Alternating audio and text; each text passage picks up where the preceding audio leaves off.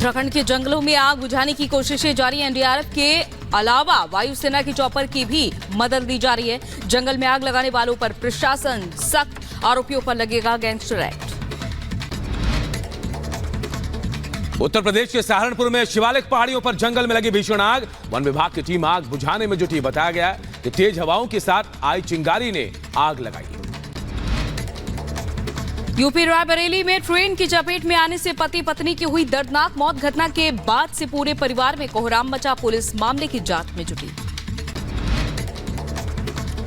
लोकसभा चुनाव के बीच दिल्ली पुलिस की स्पेशल सेल को बड़ी कामयाबी। 15 पिस्टल बरामद। 2 हथियार तस्कर भी गिरफ्तार। यूपी के संभल के रहने वाले हैं दोनों आरोपी। दिल्ली के जाफराबाद इलाके में एक शख्स की चाकू से गोद कर हत्या कर दी गई। सीसीटीवी में हत्या की पूरी घटना कैद। वीडियो में 4 नाबालिग लड़के हमला करते हुए नजर आए। पुलिस ने चारों को हिरासत में लिया। यूपी के बांदा में शॉर्ट सर्किट से घर में लगी आग और देखते देखते आग ने 3 घरों को अपनी चपेट में ले लिया। हादसे में एक युवक झुलस गया तो कई मवेशियों की मौत हो गई है।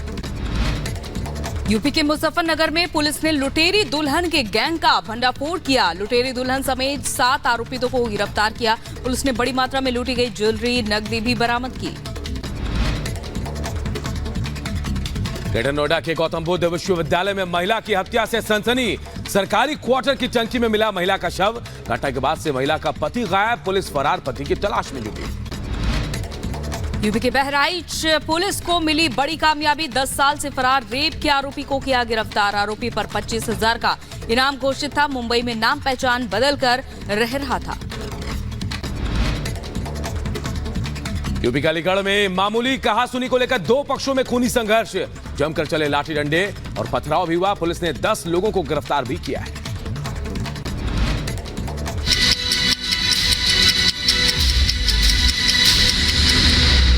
जबकि कांग्रेस के 68 उम्मीदवार अपनी किस्मत आजमा रहे हैं। 11 राज्यों की 93 सीटों पर मतदान है और इस सियासी रण में करीब 120 महिलाएं भी किस्मत आजमा रही हैं। कई वीवीआईपी वोटर्स आज तीसरे चरण में मतदान करेंगे।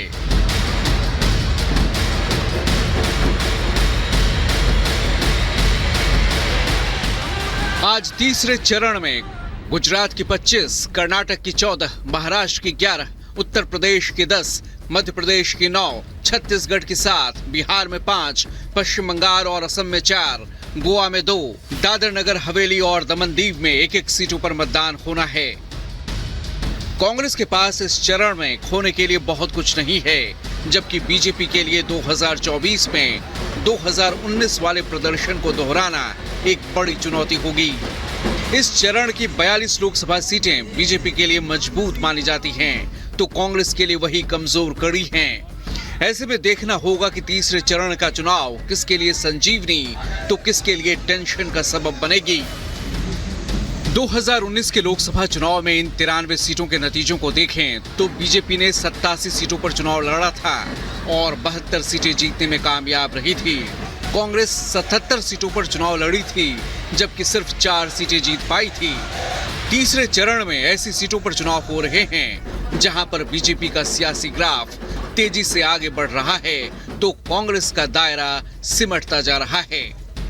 तीसरे चरण में गुजरात की गांधीनगर, महाराष्ट्र की बारामती, एमपी की राजगढ़, यूपी की मैनपुरी पर सबकी नजरें होंगी, क्योंकि गांधीनगर में चुनावी मुकाबला बीजेपी उम्मीदवार अमित शाह और कांग्रेस के सोनल पटेल के बीच है, तो वहीं बारामती में सुनेत्रा पवार और सुप्रिया सुले के बीच मुकाबला है।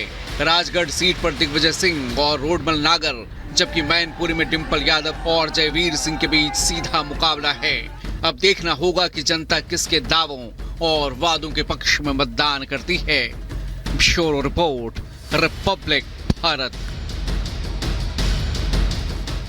तो जनता किसके दावों और किसके वादों पर मतदान करेगी, आज ये देखना होगा। और हमारे सहयोगी अलग अलग जगह से हमारे साथ जुड़ चुके हैं। आप देख रहे हैं आपकी टीवी स्क्रीन पर। सबसे पहले रुक कर लेते हैं गांधीनगर का, जहां से अनामिका सिंघाली हमारे साथ जुड़ी हुई हैं। अनामिका, वहां से फिलहाल क्या कुछ अपडेट है और इस बार के समीकरण वहां पर क्या कुछ कह रहे हैं?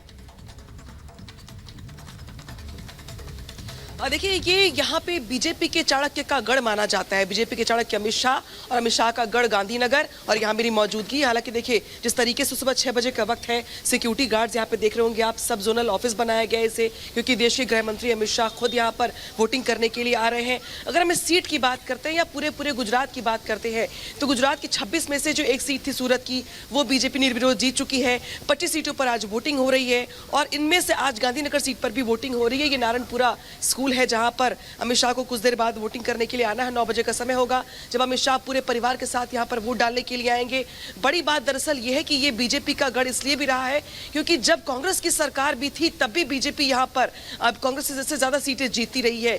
2014 के बाद से तो मानो यहां पर कांग्रेस ने अपना खाता भी नहीं खोल पाई हो, और शायद यही वजह है कि इस बार भी बीजेपी का जोश यहां पर हाई है। एक सीट ऑलरेडी यहां पे बीजेपी निर्विरोध जीत चुकी है। बाकी 25 सीटों को लेकर के बीजेपी का टारगेट यह है कि हर सीट पर जो बीजेपी के प्रत्याशी हैं वो 5 लाख के मार्जिन से जीत हासिल करे, और शायद यही वजह कि लगातार हमने देखा था कि जब जिस दिन अमित शाह यहाँ नामांकन करने के लिए आए थे, बिल्कुल अनामिका, क्योंकि बीजेपी के चाणक्य का गढ़ है तो रणनीति भी बिल्कुल वैसी बनी होगी। प्रियंका शर्मा का रुख कर लेते हैं, सफाई से हैं। प्रियंका, आप जहां हैं यादव लैंड कहा जाता है उसे, और इस बार प्रधानमंत्री ने, आपने देखा होगा कैसे निशाना साधा था। प्रियंका, चले गांधीनगर चलते हैं।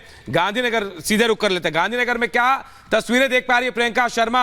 वहां से हमारे सहयोगी जुड़ रहे हैं। Priyanka, over to you. जी बिल्कुल, आपको तस्वीरें दिखा दें।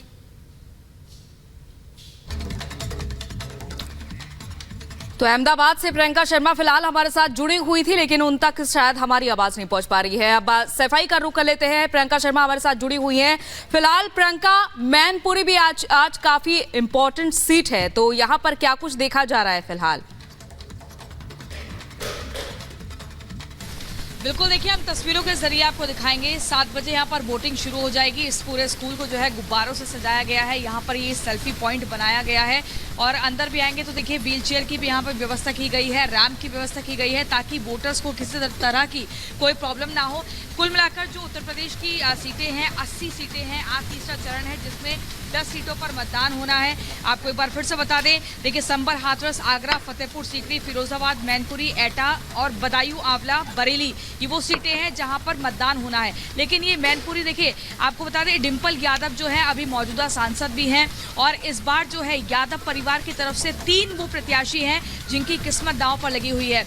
अगर हम फिरोजाबाद की बात करें या फिर बदायूं की बात करें, इस मैनपुरी की बात करें, डिम्पल यादव हो गई, आदित्य यादव हो गए और अक्षय यादव हो गए। ये 3 वो प्रत्याशी हैं जिनकी आज जो किस्मत है वो ईवीएम में कैद हो जाएगी। अब से थोड़ी देर बाद अखिलेश यादव और डिम्पल यादव यहाँ पर मतदान करने के लिए पहुंचेंगे, लेकिन सबसे पहले समाजवादी पार्टी के राष्ट्रीय महासचिव राम गोपाल यादव यहाँ पर पहुंचकर मतदान करेंगे। सुरक्षा के लिहाज से अगर देखें तो काफी बेहतर व्यवस्था। बिल्कुल, जब वो मतदान के लिए आएंगे तो वापस आप तक पूछेंगे आपसे सवाल, उनसे भी आप सवाल कीजिएगा प्रियंका। फिलहाल हम चलते हैं विदिशा, जहां सत्यविजय हमारे सहयोगी हमारे साथ जुड़े हैं। सत्यविजय, जहां आप मौजूद हैं, सत्यविजय का रुख कर लेते हैं। सत्यविजय, जहां मौजूद है वहां पूर्व मुख्यमंत्री शिवराज सिंह चौहान वहां से चुनाव लड़ रहे हैं, तो बेहद अहम ये सीट भी है क्योंकि बहुत दारोमदार शिवराज सिंह चौहान के ऊपर है। सत्यविजय, वहां का रण कैसा दिख रहा है? थोड़ी देर बाद वोटिंग शुरू हो जाएगी वहां।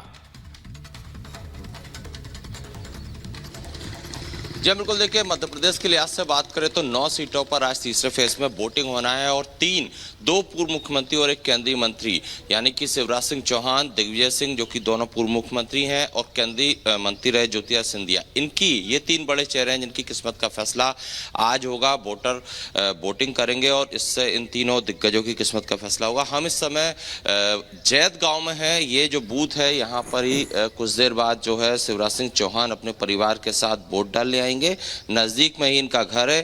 पहले वो नर्मदा घाट पर पूजा पाठ करेंगे, उसके बाद इस बूथ पर शिवराज सिंह चौहान अपने परिवार के साथ वोटिंग करेंगे। चूंकि मध्य प्रदेश के लिहाज से बात किया है तो 29 सीटें हैं, 29 में से 28 सीटों पर फिलहाल भाजपा का कब्जा रहा है, और बीजेपी का टारगेट है कि 29 में से 29 जीतना है। और शिवराज सिंह चौहान हो जिन्होंने कि न सिर्फ इस विदिशा लोकसभा क्षेत्र में बल्कि पूरे प्रदेश में प्रचार किया है, और उनका ये दावा है कि मध्य प्रदेश में 29 में से 29 सीट जो है कमल कमल यानी कि भाजपा की आएंगी। लेकिन अगर कांटे की टक्कर की बात करें तो राजगढ़ और मुरैना 2 ऐसी सीट हैं इन 9 सीटों में से जिनमें की टक्कर बताई जा रही है। राजगढ़ में दिग्विजय सिंह मैदान में है, जो कि लगातार इमोशनल कार्ड खेल रहे हैं वहां की जनता के लिए, और मुरैना में भी जाति समीकरण के लिहाज से काफी कांटे की टक्कर बताई जा रही है। बाकी जो 7 सीटें हैं उन पर भाजपा आगे दिख रही है, जिनमें से एक सीट विदिशा लोकसभा भी है, जहां से कि शिवराज सिंह चौहान जो है कि खुद प्रत्याशी हैं। अब देखना यह है कि चूंकि अभी 6:15 हुआ है, थोड़ी देर बाद यहाँ पर मुकपोल वगैरह चीजें स्टार्ट होंगी, लेकिन 7 बजे से यहाँ पर वोटिंग शुरू हो जाएगी। बिल्कुल सत्य विजय। हम एक